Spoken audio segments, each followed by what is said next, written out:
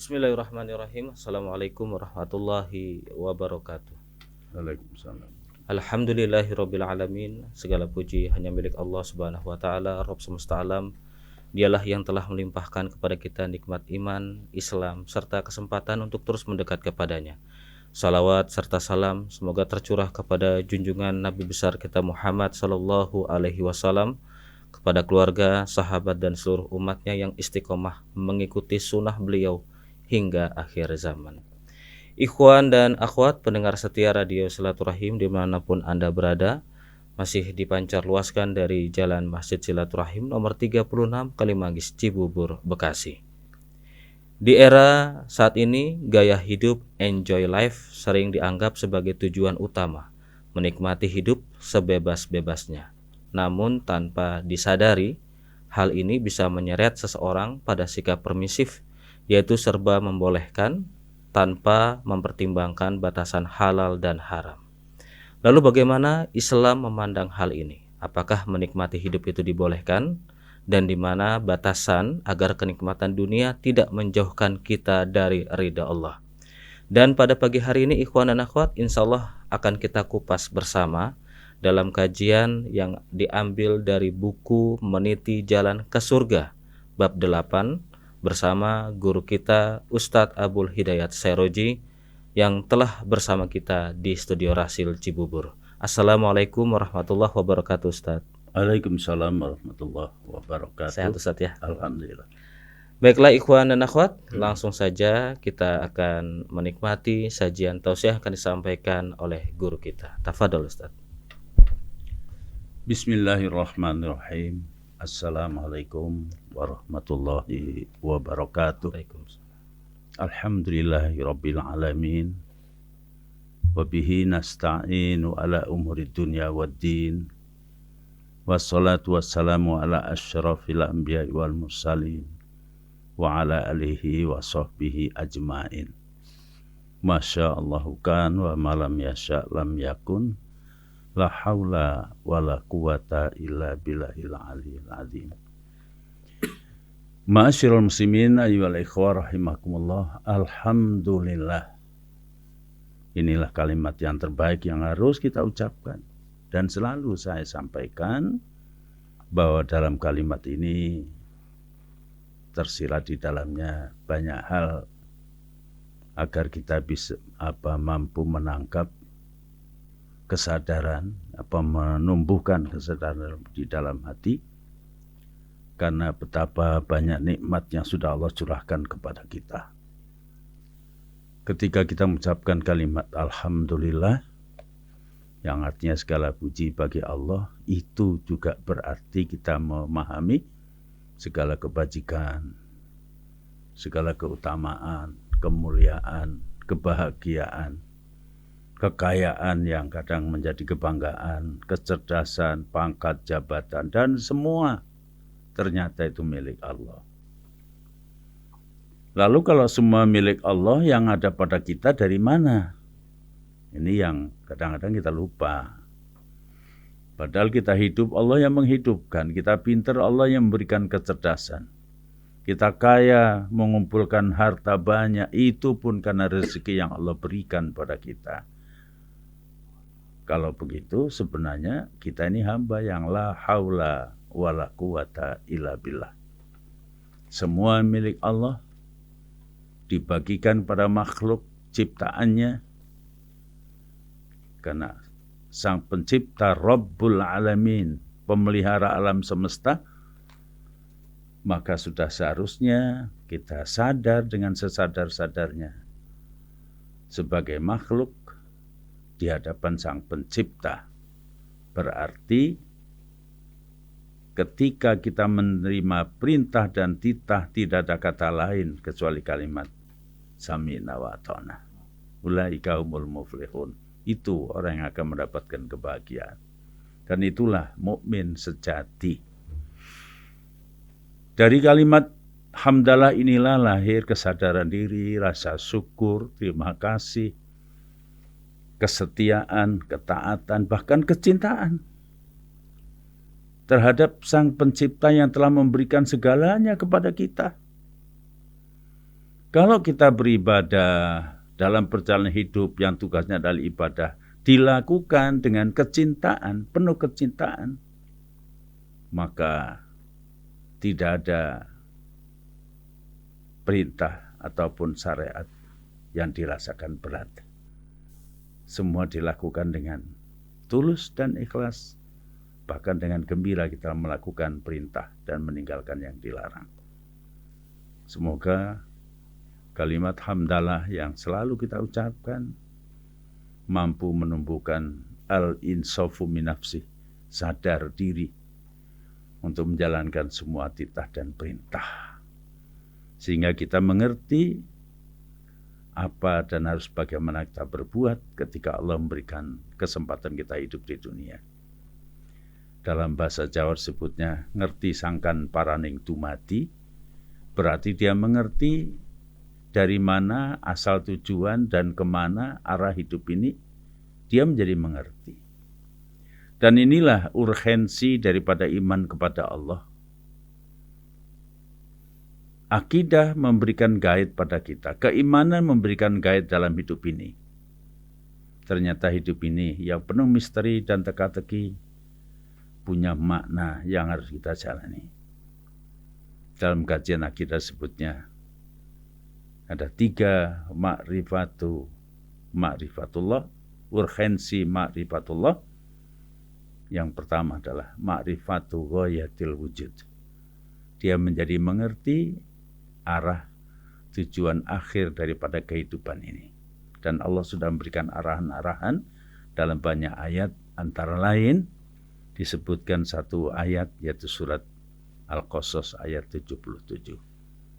A'udzubillahi minasyaitonirrajim wabtaghi fima ataqallahu daral akhirah wala tansa nasibaka minad dunya wa ahsin kama ahsanallahu ilaik wala tabghil fasada fil ard innallaha la yuhibbul mufsidin. Raih oleh kamu, perjuangkan oleh kamu untuk bisa mendapatkan apa yang sudah disediakan oleh Allah, sudah diberikan oleh Allah pada manusia, yaitu kampung akhirat yang kekal dan abadi, kebahagiaan yang hakiki, tidak lagi semu dan relatif, tapi kehidupan yang sebenarnya. Allah menunjukkan ke sana arah hidupmu, endingnya ke sana. Wala tansa nasibaka minad dunya, dan jangan kamu lupakan bagian atau nasibmu di dunia. Artinya diingatkan bahwa di dunia silahkan dinikmati, tetapi kehidupannya semu dan dibatas oleh waktu, hanya sekitar 60-70 tahun. Kenikmatannya semu. Dan isi dunia ini adalah tes kualitas semata. Kalau kita bisa kalkulasikan, semua yang kita jumpai ternyata adalah tes kualitas ataupun ujian. Inilah antara lain dari pengarahan atau guide dari iman kepada Allah, melahirkan pandangan hidup yang jelas kemana dan harus bagaimana, endingnya kehidupan kemana, jelas pada sikap orang-orang beriman. Sementara banyak orang hidup beraba-raba. Ketika muncul teori materialisme menganggap bahwa materi segala-galanya, dia raih, dia perjuangkan untuk bisa meraup sebanyak-banyaknya. Ternyata materi memang bisa memberikan kepuasan sementara, tetapi tidak memberikan dahaga jiwa dan tidak mengarahkan pada tujuan yang hakiki dalam kehidupan. Bahkan yang terjadi justru berbagai masalah itu timbul dari pengelolaan yang tidak benar. Yang kedua, dengan makrifat kepada Allah sebagai kesadaran diri terhadap Allah Subhanahu wa ta'ala, maka akan lahir yang disebut dengan sa'atul haya, jiwa yang merdeka, hidupnya tidak terkungkung oleh pengaruh setan dan hawa nafsu. Hidupnya terikat pada ikatan Allah yang maha suci, maha mulia. Jiwanya akan tunduk patuh hanya kepada Allah, bukan pada yang lain. Dia memposisikan diri sebagai hamba yang mengikat pengabdian hanya bagi Allah semata-mata. Iyyaka na'budu wa iyyaka nasta'in. Materi bukan sebagai the ultimate goal, tapi instrumen belaka. Dijadikan sarana, silahkan menjadi kaya, silahkan meraih cita-cita, silahkan meraup yang ada kenikmatan, tetapi itu semuanya sebagai instrumen menuju kebahagiaan dan pencapaian harkat martabat yang tertinggi yang bisa dicapai. Maka yang ketiga, orang yang ma'rifat pada Allah, dia akan dalam memposisikan dirinya adalah as-sa'yu ila mardatillah. Hidup adalah sebuah rentang perjalanan, perjuangan, pengabdian kepada Allah. Satu obsesi terbesar baginya adalah bagaimana menjadi hamba yang diridhoi oleh Allah Subhanahu wa taala. Para pendengar yang mudah-mudahan diberkati oleh Allah Subhanahu wa taala, kan yang lalu kita bicara soal halalan thayyibah. Pengaruh dan akibatnya. Jika kita tidak mengikuti petunjuk Allah tentang halal dan haramnya yang kita makan. Bahkan dari apa yang kita makan itu akan mempengaruhi terhadap perwatakan dan karakter kita. Sampai-sampai Rasulullah mengatakan sesuap makanan yang haram didapatkan, baik secara haram li dzatihi atau li hukmihi, maka akan menjadikan darah dan daging yang tumbuh.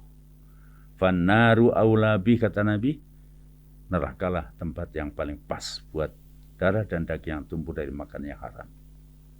40 hari amal kita tidak akan diterima dari makanan, pakaian, minuman yang kita gunakan kalau itu memang haram dari zat ataupun sifat hukumnya. Maka dengan demikian orang beriman lebih selektif dalam hidup ini. Dia akan memilih yang terbaik. Kalaupun makan menjadi kebutuhan utama bagi manusia, dia akan seleksi mana yang halal, mana yang thayyibah, insya Allah. Pagi ini saya masih melanjutkan kajian kita pada hidup harus bagaimana sebagai orang beriman, di antara berbagai macam isme, filsafat, kemudian pilihan-pilihan, munculnya ide-ide yang dimunculkan manusia berdasarkan pengalaman-pengalaman mereka. Lalu apa makna sebenarnya daripada hidup ini? Yang kita lihat hari ini, ada istilah yang disebut dengan enjoy life. Hidup itu apa sih? Ya tidak ada lain, hidup itu yang menikmati hidup. Raup sebanyak-banyaknya kebahagiaan, kesenangan, pokoknya kesenangan di dunia ini. Hidup senang, kemudian bahagia, dan seterusnya. Silakan, tidak dilarang dalam agama. Islam tidak pernah melarang orang bahagia, Islam tidak pernah melarang orang kemudian menjadi senang, kemudian orang tidak dilarang membebaskan diri pada kesengsaraan, kesusahan, dan seterusnya.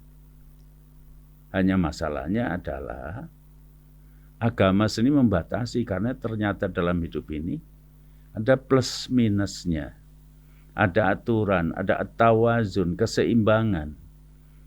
Kadang yang kita anggap itu baik tapi berakibat buruk dan seterusnya.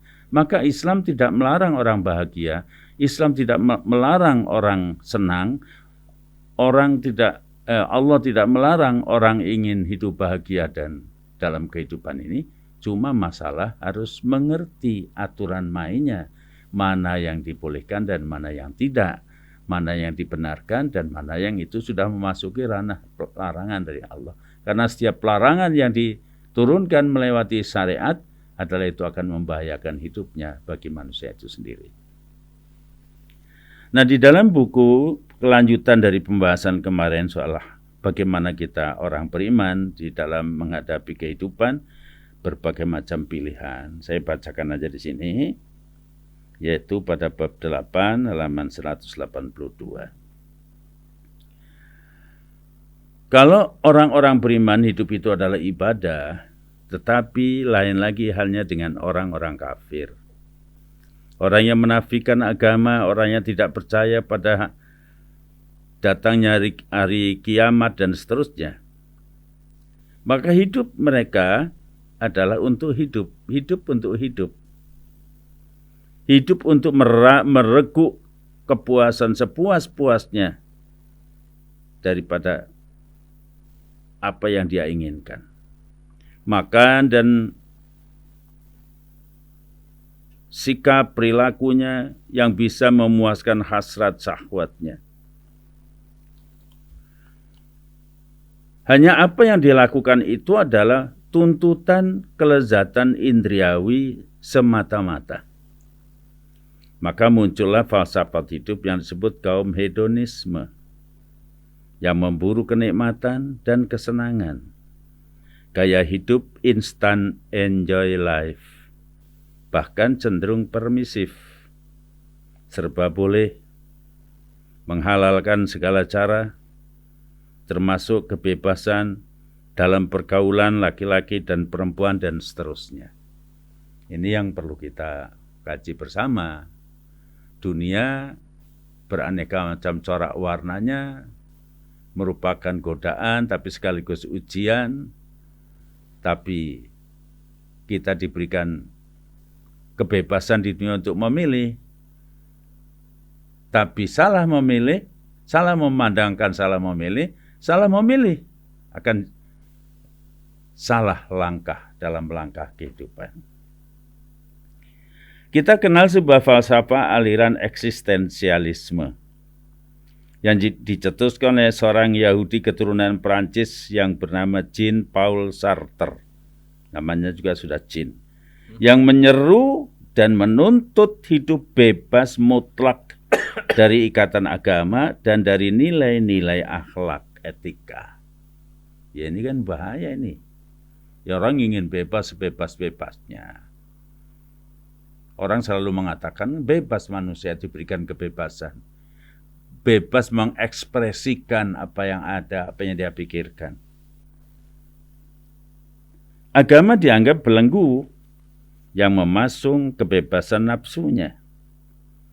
Pengaruh falsafah busuk ini ternyata telah menjalar menjadi epidemi. Kalau orang Jawa pagebluk ke seluruh negeri-negeri Islam.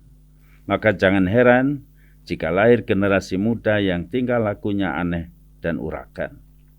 Saat ini lebih marak lagi bagi mereka mengadakan persekongkolan dengan gerakan-gerakan Zionisme internasional untuk menghancurkan akidah dan akhlak Islam dari umat Islam, khususnya para pemudanya, dengan cara memperbanyak sarana kemaksiatan, pornografi, literasi yang mengarah kepada kebebasan, enjoy life tadi.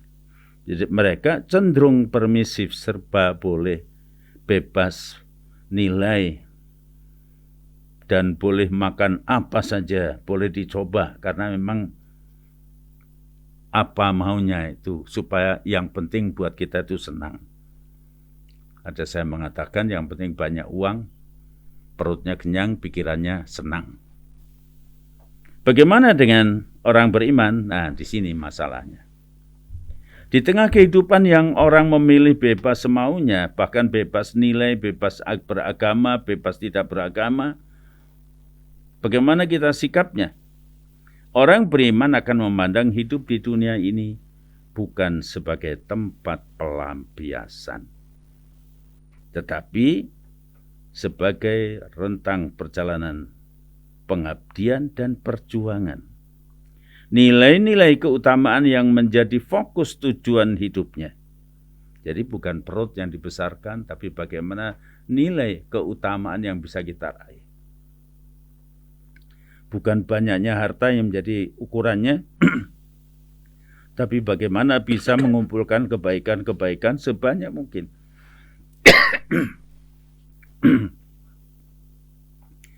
Bagaimana hidup sebagai orang beriman menjadi bermakna dan banyak memberikan manfaat kepada sesama umat manusia. Itulah pandangan hidup orang-orang beriman bahwa hidup adalah sebuah pengabdian tadi. Supaya hidup menjadi bermakna, memberikan banyak manfaat terhadap sesama. Benarlah apa yang dikatakan Nabi, khairun nas anfa'uhum linnas. Sebaik-baik manusia adalah yang banyak melakukan atau sesuatu yang banyak beri manfaat terhadap orang lain. Itu kualitas manusia akan ditentukan dari amalnya.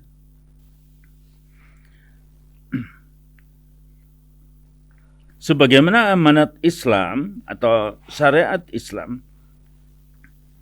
yang diemban oleh setiap muslim untuk mewujudkan Islam yang rahmatan lil alamin. Kita sering dengar Islam rahmatan lil alamin, karena memang itu Al-Quran surat Al-Anbiya ayat 107.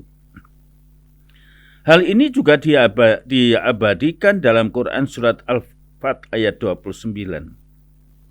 Yang intinya bahwa pengikut Nabi atau umat Islam adalah orang-orang yang tidak akan pernah kompromi dengan segala bentuk keingkaran, kemunafikan, kezaliman, dan kebebasan tanpa batas.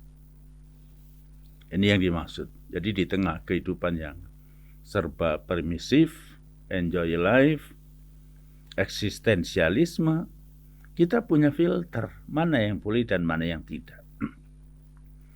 Silakan kita senang, kita bahagia. Memang Allah menghendaki hidup itu bahagia.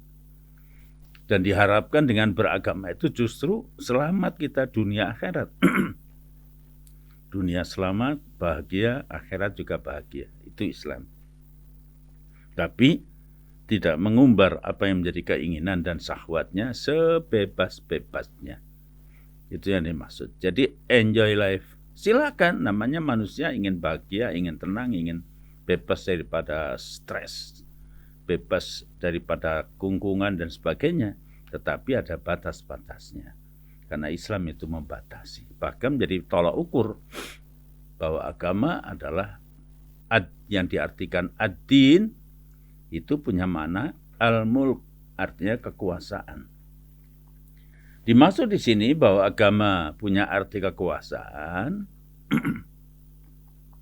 diambil dari surat Fatihah, Malik Yaumiddin, kalimatnya ad-din tadi, ya, maksudnya bahwa agama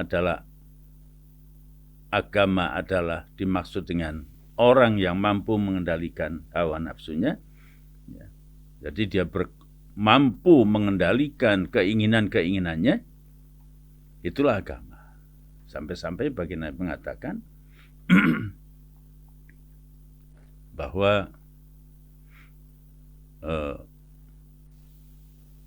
hawa nafsu, pengendalian daripada hawa nafsu, itulah yang menjadi pokok daripada tujuan agama. Mereka berkasih sayang, ini karena Allah, karena rentang hidup tadi adalah diisi dengan suatu kesadaran bahwa sebuah perjalanan hidup dengan pengabdian. Jadi dalam rentang waktu pengabdian itulah kepada sesama, mereka berkasih sayang kepada sesama mukmin, sesama manusia. Kemudian mereka ruku dan sujud mencari keutamaan di sisi Allah. Gambaran mereka seperti pohon bermula dari lembaga yang tunas, kemudian tumbuh, berdaun, rimbun, ranting dan cabang, bahkan menjadi besar rimbun. Batangnya kokoh menjulang ke angkasa, akarnya jauh menghujam ke bumi, daunnya hijau indah menyejukkan, sejuk dan menyejukkan pada siapapun yang berteduh di bawahnya. Ini dicantumkan dalam surat Ibrahim yang sering dikumandangkan di radio ini. Surat Ibrahim ayat 24 dan 25. Gambaran orang beragama dalam hidup ini tidak mengikuti selera dengan alasan enjoy life, tetapi kemudian cenderung permisif. Dia tahu bahwa dalam hidup ini ada makna, ada misi yang harus diembannya. Dan turunnya syariat itu adalah memberikan sibghah dan wijhah, mencelup dirinya, membangun karakter sebagai mukmin sejati. Karena agama bukan ritual, tetapi tanpa makna. Jangan terjebak rutinitas ritual, tetapi tanpa makna yang harus kita ekspresikan dalam seluruh lini kehidupan. Nah, antara lain digambarkan tadi, surat Ibrahim ayat 24 dan 25, dia pribadi mukmin, pribadi yang bertauhid adalah manusia-manusia yang persis seperti pohon, akarnya kokoh, kuat, menghujam ke bumi. Dia punya prinsip dalam hidup ini, punya pandangan hidup yang jelas, yang akan bisa memberikan nilai-nilai keutamaan bukan hanya untuk dirinya, untuk orang lain, lingkungan, dan bahkan alam semesta. Pohonnya menjulang makin lama makin tinggi, makin dekat sama Allah. Bertambah usia makin arif, bertambah kaya makin loman dermawan, bertambah cerdas, tinggi jabatannya makin banyak, memberikan manfaat banyak orang-orang yang dipimpinnya dan seterusnya. Yang digambarkan sebagai tu'ti ukulaha kulahin nimbitni robiha. Dia seperti pohon yang memberikan buah setiap musim tanpa diminta. Itu pribadi orang beriman yang dibangun atas dasar akidah, bukan atas dasar selera, sekadar mengikuti selera nafsu. Dalam kehidupan yang enjoy life tanpa batas, kemudian cenderung kepada permisif, serba boleh. Dan setiap mukmin memberikan buah yang lezat, menyegarkan kepada siapapun yang memerlukan. Inilah gambaran kepribadian orang-orang beriman. Hidupnya termotivasi untuk memberikan sumbangan dan bermanfaat, berikan kontribusi terhadap kehidupan, bahkan peradaban. Cikal bakal kehidupan adalah di dalam Islam, yang pertama kali menjadi objek sasarannya adalah membangun manusianya. Manusia yang beriman, manusia yang bertakwa, manusia yang berakhlak. Maka para nabi memulai dalam mewarnai peradaban ini, dimulai dari akidah keimanan, dari akhlak yang dibangun. Bukan dari dinasti kekuasaan, bukan dari gedung-gedung yang tinggi, bukan dari harta kekayaan yang berlimpah, tapi yang diutamakan adalah sasaran dakwahnya membangun karakter manusianya. Sasaran dakwahnya adalah hatinya. Dan Rasul pernah mengatakan, di dalam dirimu ada segumpal darah. Di dalam diri manusia ada segumpal darah. Kalau darah itu baik, baik semua. Tapi kalau segumpal darah itu buruk, buruk semua. Ala wahyal qalb, itulah dia hati. Ini yang menjadi obsesinya.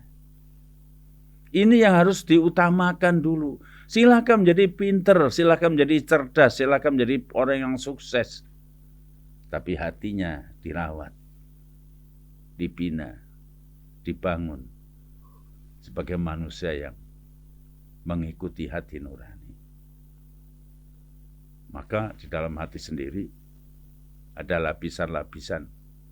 Dalam Al-Quran sering menyebut sebagai pertama sidr.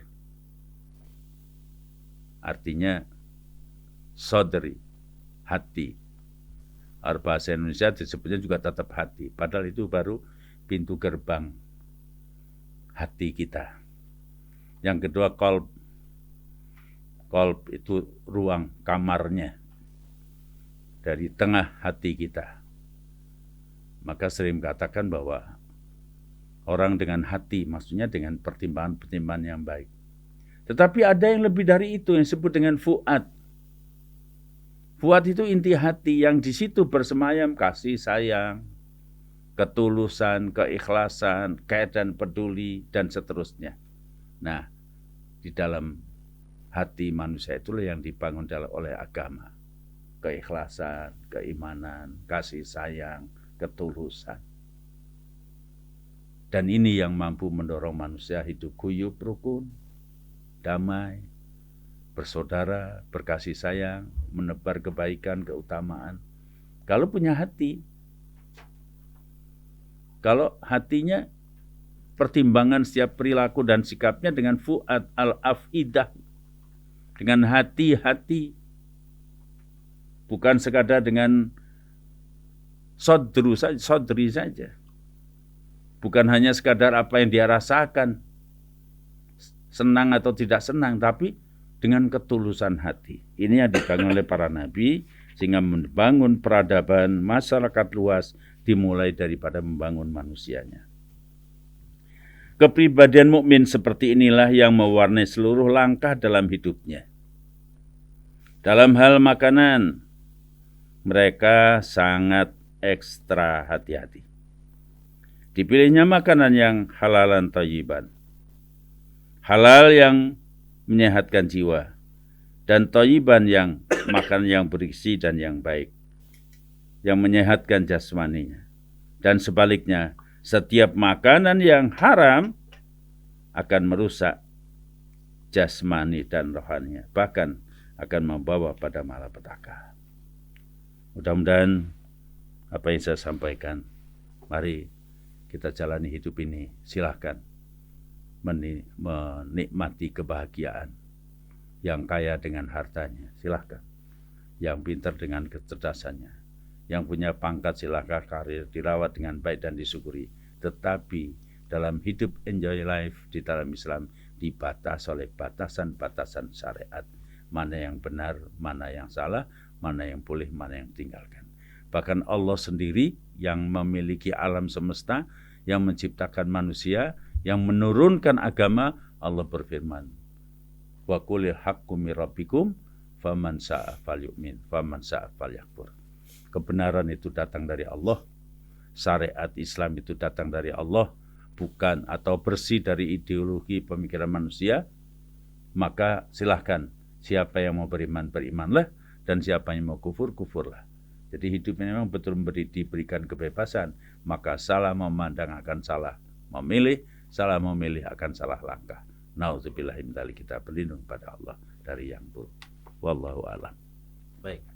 Wallahu a'lam bisawab. Ikhwan dan akhwat, demikian tadi telah kita simak bersama pemaparan tausiah yang telah disampaikan oleh guru kita Ustadz Abul Hidayat Sairoji. Kami akan jeda sejenak terlebih dahulu, dan kami akan mempersilahkan bagi Anda yang ingin bergabung, silakan kirimkan komentar ataupun pertanyaan di nomor kami, di nomor WhatsApp 08111 999 720. Tetaplah bersama kami.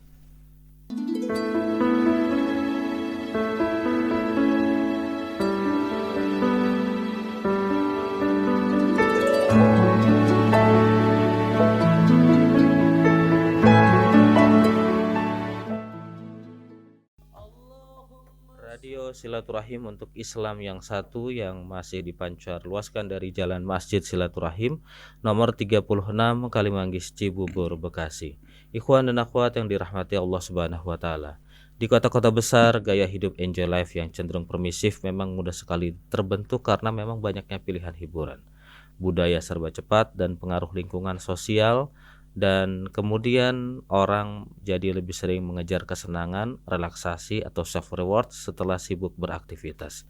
Namun kalau tidak diimbangi dengan kontrol diri dan pegangan nilai yang kuat, gaya hidup seperti ini bisa membuat seseorang mudah boros, kurang fokus dan pada tujuan jangka panjang, dan perlahan menjauhi dari hal-hal yang lebih bermakna serta kehilangan arah. Sebelum kita menjawab beberapa pertanyaan, kami ingin menyapa ada Ibu Ani di Kemayoran, Bapak Yudi di Bogor, Eyang Sri, Ibu Sundari, dan juga Bapak Manih di Bekasi. Pertanyaan pertama datang dari Pak Yudi di Bogor. Pak Ustadz, Assalamualaikum warahmatullahi wabarakatuh. Waalaikumsalam warahmatullahi wabarakatuh. Ustadz, bagaimana sikap orang-orang beriman menghadapi cobaan dan ujian? Terima kasih. Masya Allah. Pertanyaannya memang pertanyaan inti, mau hidup itu isinya ujian. Kalau kita baca surat Al-Anbiya ayat 35, Allah berfirman, A'udzubillahi minasyaitonirrajim.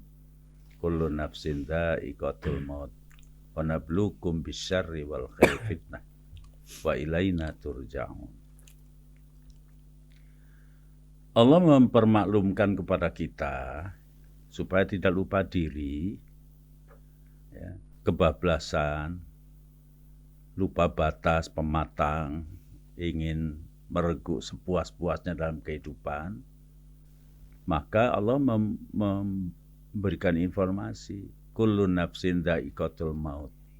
Tiap-tiap yang hidup pasti akan mati.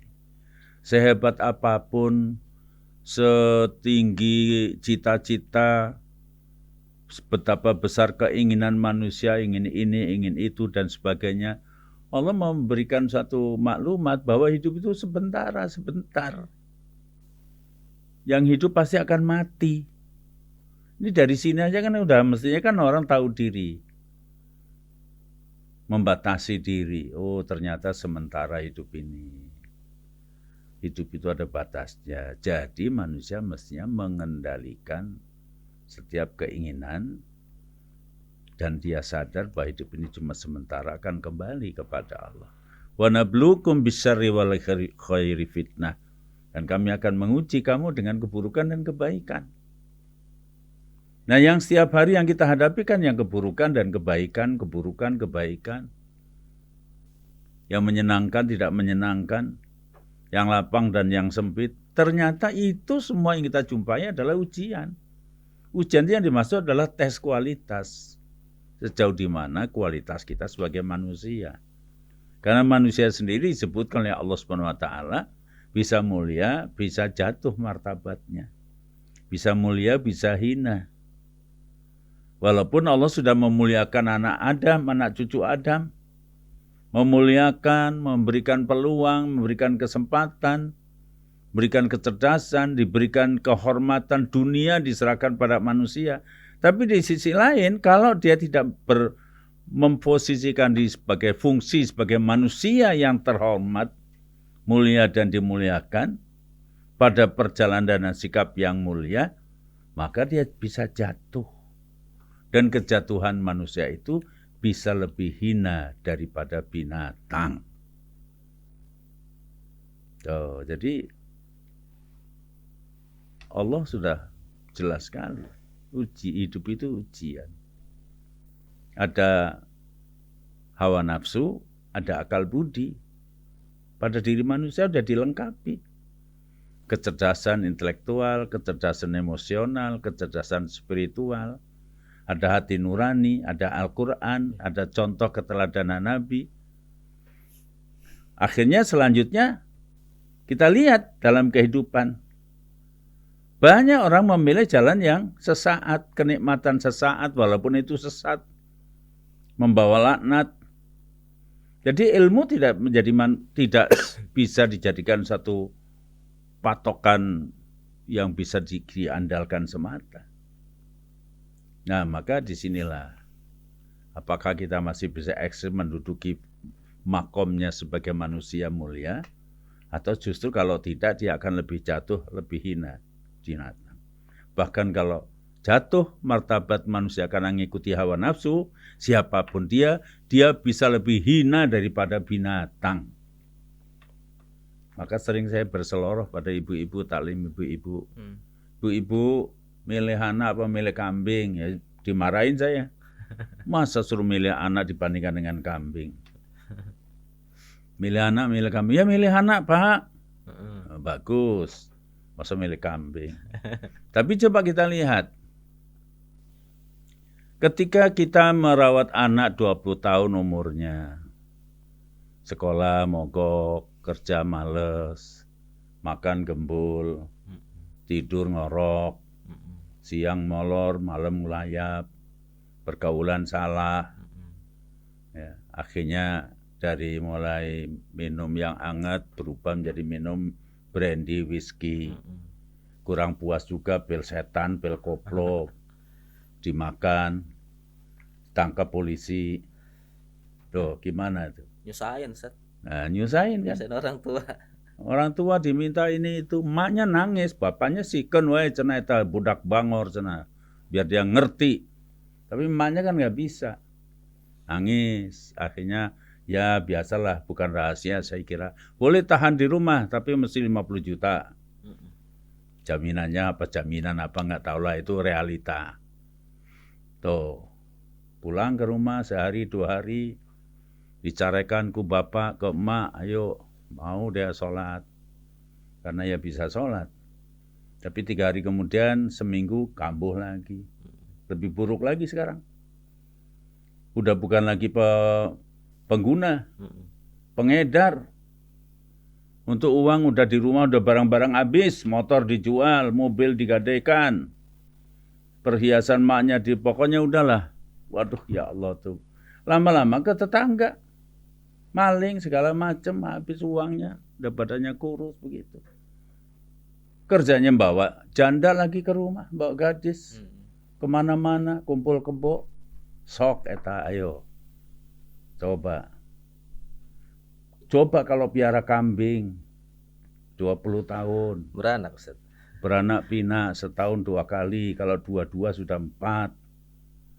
Kalau 20 tahun 4 kali 20 80, anaknya beranak 80 lagi 160, bisa 400 ekor kambing selama 20 tahun.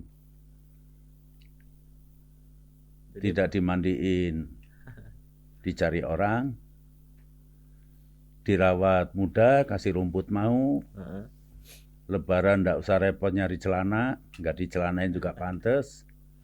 Ayo, dijual laku, 1 ekor 3 juta, kalau itu 80 udah berapa, 80 kali 3, udah berapa 240 juta. Sekarang pertanyaannya, milih kambing apa milih anak? Berubah. Milih kambing tuh. Jadi kualitas manusia, nilai manusia itu bisa jatuh lebih hina kalau dia tidak mengikuti makom fitrahnya sebagai manusia. Ini ditugaskan ke kita orang tua terhadap anak-anak kita minimal. Salah kaprah kadang-kadang kita ini, punya anak itu dianggap anak kita, kemudian yang penting anak itu senang, anak itu bahagia, sekolah, secara zahir menjadi orang yang cerdas, tapi hatinya dibiarkan kosong daripada iman. Kebanggaan kalau terima rapotnya bagus, 80, 90, wow banggaan. Tapi kalau kemudian rapotnya buruk, wah sedih, kiamat sudahlah ini. Kan sering ada ibu-ibu ngambil rapot, anaknya merah semua. Sedih itu luar biasa. Pak, nih musibah. Musibah apa, Ma? Madesu. Madesu apa? Masa depan yang suram tuh anak-anak. Kenapa? Lihat nih rapotnya, Ma, jeblok semuanya gimana. Yang pinter aja sekarang itu belum tentu bisa bersaing. Yang lari aja kadang ketinggalan. Apalagi anak kita ini gimana, Pak? Coba. Bapaknya diem aja sambil ngerokok. Emaknya mau ngemerewek kayak bebek mau nelor udah. Gak bisa kalau begini kata ibunya. Ini harus kita mengambil sikap. Panggil guru privat. Tuh, bagus juga sih ibu ini. Panggillah guru privat matematika, bahasa Inggris, biologi. Pokoknya ya nggak ada anak yang bodoh, pinter. Ditekun itu pinter. Wah nilainya 80, 90, 100, 80, 90, 100. Bangga Masya Allah. Kata bapaknya, Bu lihat anak kita. Alhamdulillah, siapa dulu dong ibunya? Gitu. Tapi ketika bapaknya bilang, Ma, ini anak kita pintar-pintar sekarang, tapi sudah dewasa, menginjak dewasa, sudah balik, belum bisa baca Quran, malah nggak sholat. Gimana? Nggak nutup aurat, Ma? Kan situ bapaknya. Jawabnya apa kata emaknya ketus, lah si bapak gitu aja kok repot. Nanti gitu itu mah bisa sendiri Pak katanya. Nah ini kesalahan orang tua. Maka memberikan pendidikan pada anak itu pendidikan yang benar. Kalau hidup dengan permisif, ikut-ikutan permisif society, masyarakatnya bebas nilai, oh jangan anak jangan terlalu ditekan, kasihan, jangan dibangunin, masih ngantuk, tidur, puasa nggak boleh puasa, yang penting anak itu bahagia, senang. Lah kacau nanti. Hidup ini ada perintah, ada larangan. Ada yang baik, ada yang tidak baik. Kalau baik dianjurkan, yang tidak baik mesti ada aturan-aturan dalam kehidupan. Tapi karena dia penganut permissive society, masyarakat yang bebas nilai, bebas dari aturan-aturan yang mengikat, katanya kasihan, maka yang terjadi seperti itu. Banyak orang yang punya ilmu, tapi jiwanya kosong, melompong, kering. Maka ilmu tidak bisa jadi panutan. Mau haji, kayak mau kiai, mau ustadz, kalau ternyata aplikasi dalam kehidupan tidak sesuai dengan akhlak Islam, bertentangan dengan Islam, ya memang bajingan itu. Kalau kejahatan yang dia lakukan. Apalagi yang marak kejahatan-kejahatan, kemaksiatan-kemaksiatan yang memakai kedok agama, pakai nama ustadz, tapi kemudian digunakan hanya untuk maksiat. Alhamdulillah. Jadi itu bukan parameter. Iblis juga lebih hebat lagi ilmunya, tapi ternyata dia menjadi penentang syariat, penentang perintah Allah Subhanahu wa taala. Jadi iman, nah itu yang harus kita tanamkan di hati. Silakan anak kita menjadi pintar, cerdas, mau jadi insinyur, menjadi profesor, mau jadi dokter, menjadi apa, silakan, bagus. Punya cita-cita, tapi tanamkan iman, akidah, akhlak yang baik, kejujuran, amanah dan tanggung jawab. Wallahu a'lam. Baik, Ustaz. Dan pertanyaan terakhir Pak Ustadz dari hamba Allah di Sukabumi. Assalamualaikum warahmatullahi wabarakatuh. Waalaikumsalam warahmatullahi wabarakatuh. Ustadz, di tengah gaya hidup modern yang serba praktis yang tadi Ustadz sampaikan, banyak orang kemudian kurang memperhatikan kehalalan makanan. Apakah ini bisa berdampak pada kehidupan mereka, baik dari sisi hati, akhlak maupun keberkahan rezeki? Terima kasih. Di dalam pertanyaan itu sudah mengandung jawaban. Setiap perbuatan dosa itu akan mengikis keimanan, akan mengurangi kemuliaan daripada manusia, mengurangi keberkahan. Iya. Kalau apalagi dari makanan yang haram, itu akan menjadikan darah dan daging kita kotor. Kalau kita kasihkan pada anak-anak yang tumbuh dari makan yang halal dan haram. Di hadis Arba'in kan di MI di Sanawiyah itu kan dikenal ke sana. Ada seorang musafir yang dalam perjalanan jauh, bajunya lusuh, rambutnya kusut. Dia nampak dalam perjalanan jauh. Padahal orang dalam musafir seperti itu biasanya doanya dikabulkan. Dia berdoa, ya Allah, ya Allah, ya Allah. Tapi doanya tidak ada yang diterima oleh Allah SWT, ditolak. Kenapa? Karena makanannya dari makanan yang haram. Minuman yang haram. Apakah zatnya, apakah hukumnya? Bisa aja makanannya baik, tapi uang yang didapatkan cara yang tidak benar. Pakaiannya didapat dari cara haram. Bagaimana mungkin doanya akan dikabulkan Allah Subhanahu wa taala. Nah, hadis yang diriwayatkan jelas sekali ya, bahwa setiap daging yang tumbuh dari makanan yang haram atau riba, maka neraka lebih tepat untuk tempatnya. Nauzubillah min dzalik. Kita berlindung pada Allah.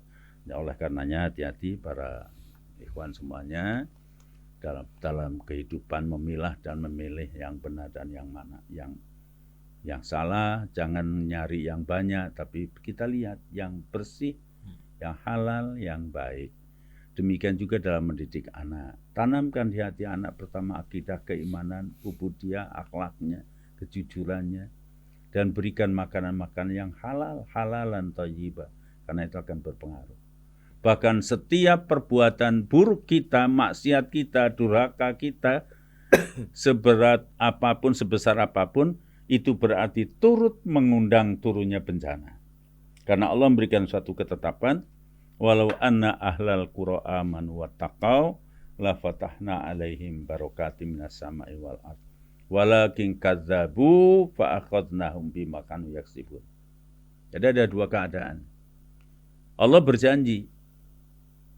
Janji Allah sendiri langsung.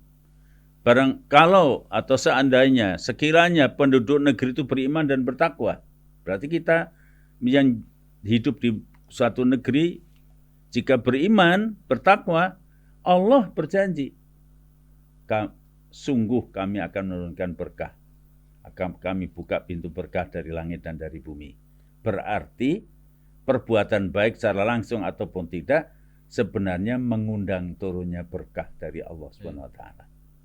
Walakin kadzabu fa akhadnahum bima kanu yaksibun. Tapi jika perbuatan kita itu mendustai perintah Allah, menyimpang daripada agama, kemaksiatan, kedurhakaan dan sebagainya, itu mengundang bencana. Allah akan turunkan azab disebabkan oleh perilakunya. Jadi kalau di satu negeri itu banyak maksiat, banyak kedurhakaan, banyak korupsi, banyak pembunuhan dan seterusnya dan lain-lain, itu jangan salahkan kalau banyak bencana akan menimpa dirinya.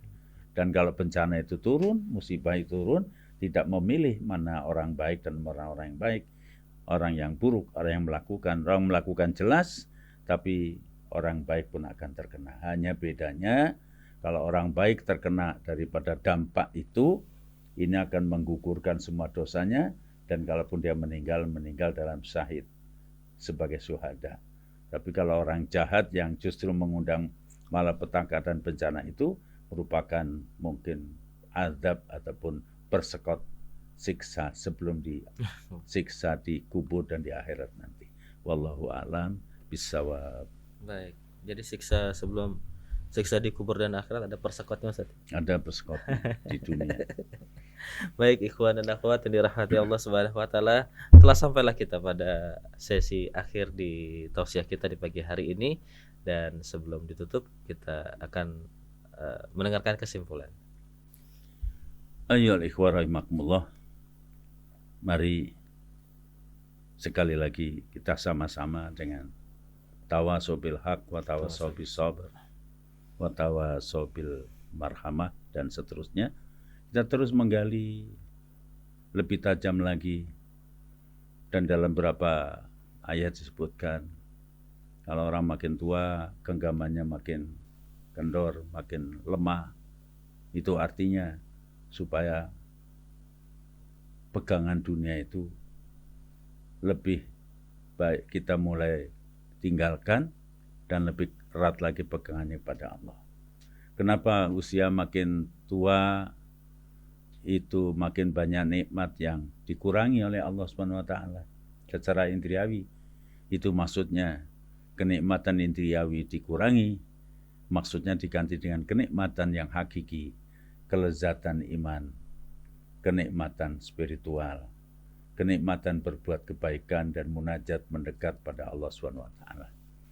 Jadi hidup sesaat, hidup sebagai ujian, hidup sebagai tes kualitas, mari kita isi rentang waktu yang hanya sebentar dengan berbagai macam kebaikan yang bisa kita lakukan, sehingga mampu mengangkat harkat martabat kita sebagai manusia yang mudah-mudahan dimuliakan oleh Allah Subhanahu wa taala. Mohon maaf segala kekurangan kekeliruan. Wabillahi taufiq wal hidayah. Wassalamualaikum warahmatullahi wabarakatuh. Waalaikumsalam warahmatullahi wabarakatuh. Jazakallah kami ucapkan kepada guru kita Ustadz Abdul Hidayat Seroji. Semoga Allah selalu memberikan kesehatan kepada beliau. Amin. Kepada Ibu Sandi Wiryatarmini, kemudian Bapak Ibu Suratmi, Bapak Rahman, kemudian Bunda Nurjanah binti Madio di Singapura Pusat menyimak acara pada pagi hari ini, serta Eyang Sri, terima kasih, serta Bapak Asep sudah menyimak siaran kami. Insyaallah nanti Anda bisa mengikuti tausiah beliau melalui YouTube Rasil TV. Silakan buka YouTube Rasil TV-nya, dan insyaallah nanti Anda bisa mengikuti apa yang beliau sampaikan dari awal hingga akhir. Akhirul kalam, kami yang bertugas mohon undur diri. Billahi taufiq wal hidayah. Wassalamualaikum warahmatullahi wabarakatuh.